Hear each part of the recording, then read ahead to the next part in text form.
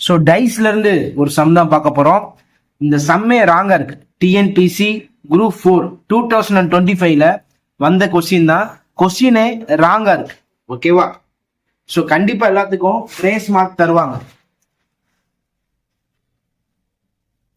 So இங்க பாருங்க, first இங்க 2ஓட ஆப்போசிட் தான் என்ன வரும், 2ஓட ஆப்போசிட் சைடு தான் என்ன வரும் அப்படின்னு தான் கேட்குறாங்க.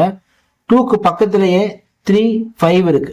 அப்ப 3, 5 ஆப்போசிட் சைடு கிடையாது.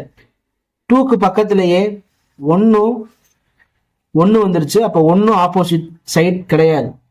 2க்கு பக்கத்திலேயே 6 வந்துருச்சு, அதுவும் ஆப்போசிட் சைடு கிடையாது. ஓகேவா? 1, 2, 3, 4, 5, 6. ஓகேவா? 2க்கு ஆப்போசிட் சைடு தான் கேட்குறாங்க. 3 எழுதிட்டோம், 5 எழுதிட்டோம், 1 எழுதிட்டோம், 6 எழுதிட்டோம். அப்ப 2க்கு ஆப்போசிட் சைடு என்ன, அது 4 அப்படின்னு சொல்லிடலாம். ஓகேவா? இன்னொன்னு பாருங்க, இந்த டைஸும் இந்த டைஸையும் நம்ம கம்பேர் பண்றோம். இந்த ரெண்டு டைஸையும் கம்பேர் பண்றோம். ரெண்டுலையுமே 3, 5 வந்து காமனா இருக்கு. அப்ப என்ன பண்ணலாம், 3 அடிச்சு விட்டுலாம், இந்த 3 அடிச்சு விட்டுலாம், 5 அடிச்சு விட்டுலாம், 5 அடிச்சிடலாம். 2க்கு ஆப்போசிட் என்னன்னு போட்டுடலாம், 4 அப்படின்னு போட்டுடலாம். இந்த மாதிரி ரெண்டு வேலை நம்ம 4னு கண்டுபிடிச்சிட்டோம். இன்னொரு வே இருக்கு. இந்த ரெண்டு டைஸை கம்பேர் பண்ணுவோம்.